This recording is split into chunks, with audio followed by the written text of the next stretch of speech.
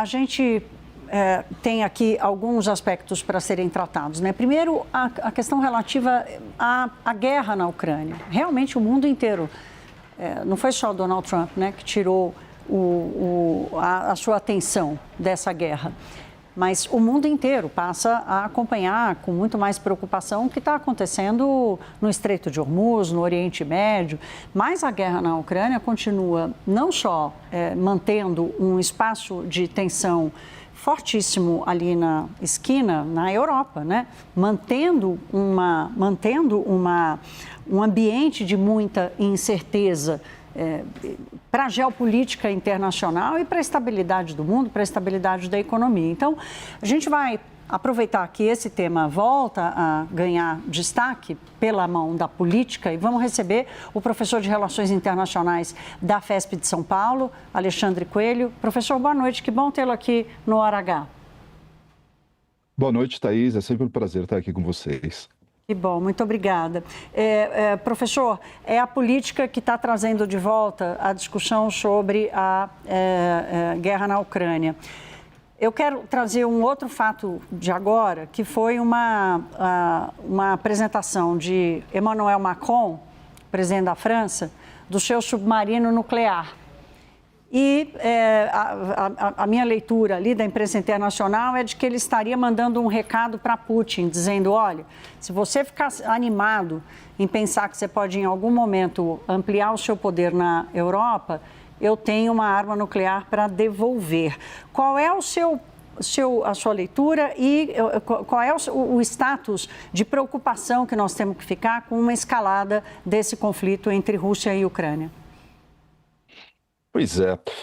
Exatamente em relação à questão da França, né? Apenas aqui um detalhe é que tanto a França quanto outros países europeus, o que eles estão começando a ficar preocupados é com a questão de cabos submarinos, por exemplo.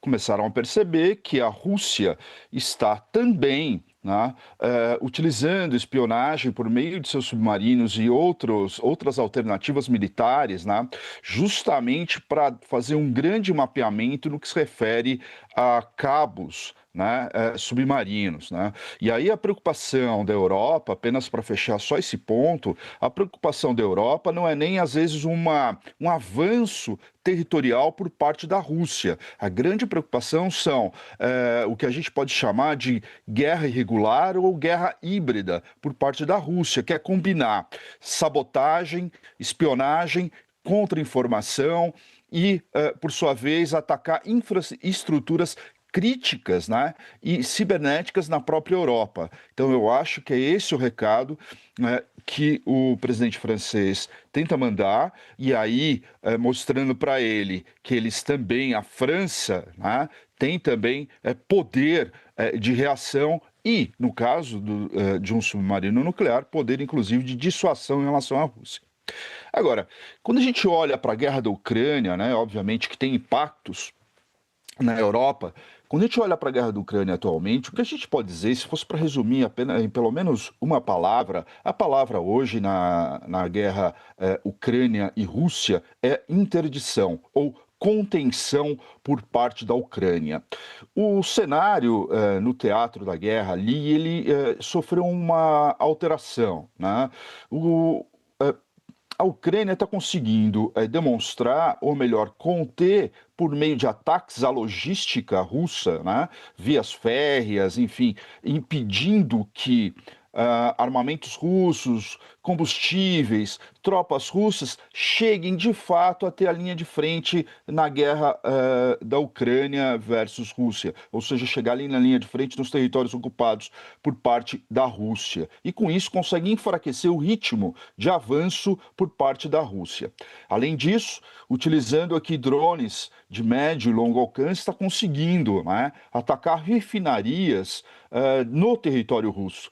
Vejamos a questão agora recente de São Petersburgo, né, que foi praticamente uma resposta da Ucrânia em relação ao que Putin falou como resposta à carta de Zelensky, né? Ou seja, Putin disse, não, você está à vontade para vir aqui ou nos reunir. Veja, o que Zelensky queria é um território neutro, o que Zelensky, a carta, o teor da carta de Zelensky é séria e não para inflamar ainda mais a relação. De qualquer forma, parece que a resposta foi o ataque à refinaria em São Petersburgo, né?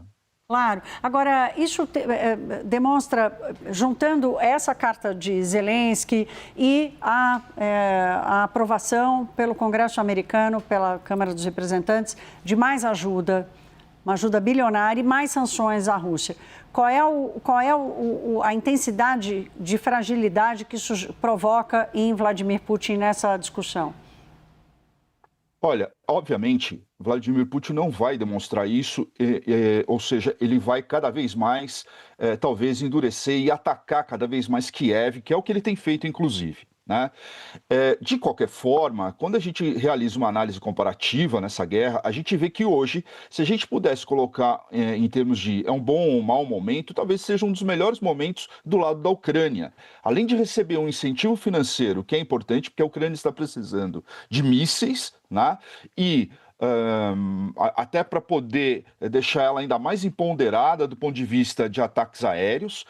Veja, a Ucrânia está conseguindo superar a sua simetria de guerra, a sua simetria militar convencional em relação à Rússia por meio da tecnologia, né? Ou seja, fabricando mais drones, conseguindo impor, do ponto de vista tecnológico, por meio de robôs e drones,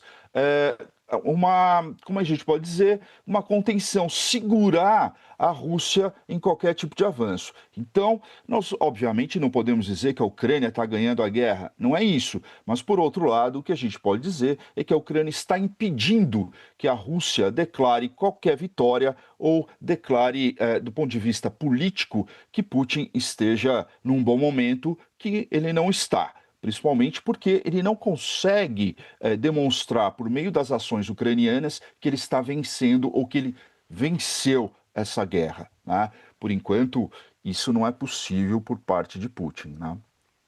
Professor, e qual o papel da fragilidade de Donald Trump diante desse conflito? Porque essa aprovação de ajuda à Ucrânia se junta a um outro projeto que impõe algum limite aos ataques contra o Irã, a batalha dele de tentar encontrar uma saída para uma armadilha que ele mesmo criou nesse conflito no Oriente Médio. O quanto essa fragilidade política de Trump interfere nessa posição que você descreveu agora? Exatamente, Thaís. Impede muito e, melhor ainda, né, como você colocou, deixa Trump ainda mais enfraquecido em dois frontes. No fronte da guerra da Ucrânia, agora com essa última decisão, e também no fronte da guerra do Irã. Embora sejam decisões, e aqui não a questão ucraniana não tem nada de simbólico, muito pelo contrário, mas a questão do Irã tem de simbólico, mas ao mesmo tempo mostra um enfraquecimento político de Trump nos Estados Unidos, né? Essa decisão em relação à questão do Irã, por exemplo, em declarar que a guerra, né, estaria em tese terminada, ou melhor ainda, de que Trump não poderia agir como se estivesse em guerra contra o Irã, não à toa. Os soldados, ou pelo menos os militares americanos, estão dizendo toda vez que eles atacam que é uma operação de defesa, tão somente uma operação contida, justamente por uma questão legal, quando a gente compara com o Congresso. Obviamente, isso deixa Trump enfraquecido mais do que já está. E veja, o Irã agora, ele está utilizando, né? Enfim, nós já sabíamos que isso ia acontecer, né? Ele está usando a questão do Hezbollah versus Israel, como instrumento para chegar a essa negociação. Então, Trump, se já não bastava à frente do Estreito de Hormuz, em que o Irã conseguiu transformar uma guerra local numa questão global, do ponto de vista geoeconômico, né?